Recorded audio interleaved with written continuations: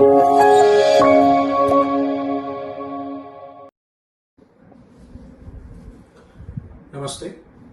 मैं हूं doctor Digesh Thakkar, MD Ayurveda gynaecologist. आज हम नॉर्मल मेंस्ट्रुअल साइकिल के बारे में डिस्कस करेंगे। नॉर्मल मेंस्ट्रुअल साइकिल में दो फेज रहते हैं, एक फॉलिकल फेज और second luteal phase. Follicle phase में एस्ट्रोजन का डोमिनेंस रहता है और ल्यूटियल फेज में प्रोजेस्टेरोन का डोमिनेंस रहता है। नॉर्मल मेंस्ट्रुअल साइकिल वर्क कैसे करता है उसको मैं ब्रीफ में बताता हूं। सबसे पहले जैसे ही पीरियड साइकिल खत्म होता है कि अपने ब्रेन से एफएसएच हार्मोन का स्टिमुलेशन ओवरी तक आता है और वहां से एस्ट्रोजन नाम का हार्मोन सिक्रेट होने लगता है। एस्ट्रोजन जैसे जैसे जैसे बढ़ता है वैसे वैसे ओवम भी ग्रो होना शुरू होता है।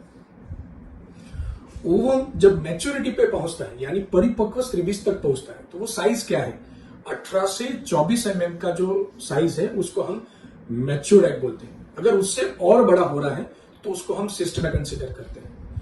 तो 18 से 24 mm तक पहुंचता है तो उसको मैच्योर एग बोलते हैं। जैसे ही मैच्योर हुआ कि अपने ब्रेन में वापस सिग्नल जाता है, पिट्यूटरी ग्लैंड से एलएच जो हार्मोन है वो स्टिमुलेंट होना शुरू होता है।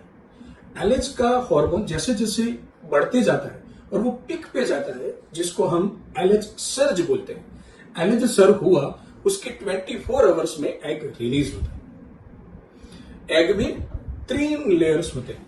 आउटर लेयर जो है, समझो ये एग है तो आउटर लेयर में ग्रेनुलोसा रहता है, मिडल लेयर थीका होता है और अंदर एग होता है। जैसे एग रिलीज होता है कि जो रिमेनिंग पार्ट है वो कॉर्पस लुटियम में कन्वर्ट हो जाता है। कॉर्पस लुटियम से प्रोजेस्टेरोन हार्मोन सिक्रेट होना शुरू होता है। जैसे ही प्रोजेस्टेरोन हार्मोन सिक्रेट हो रहा है कि एंडोमेट्रियम अच्छे से ग्रो होती है तो कैरी द बेबी।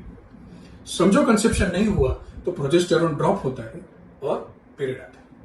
तो यह है normal menstrual cycle. Normal menstrual cycle में क्या क्या चीज ध्यान रखना जरूरी है वो इंपॉर्टेंट फैक्टर है। जब नॉर्मल साइकिल आती है उस दौरान आपको कुछ रेजिमेंट रखना भी जरूरी है।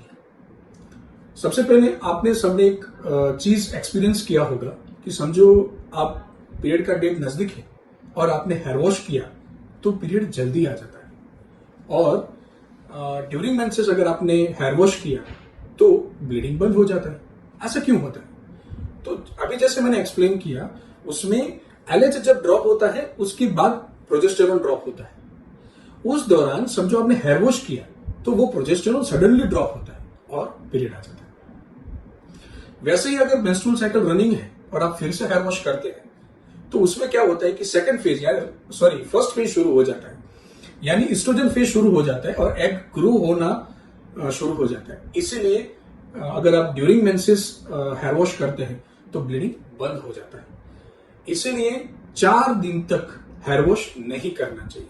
आप रेजिमेंट रखो, क्लीनिंग रखो, लेकिन 4 दिन तक हेयर वॉश अवॉइड करें। Thank you so much.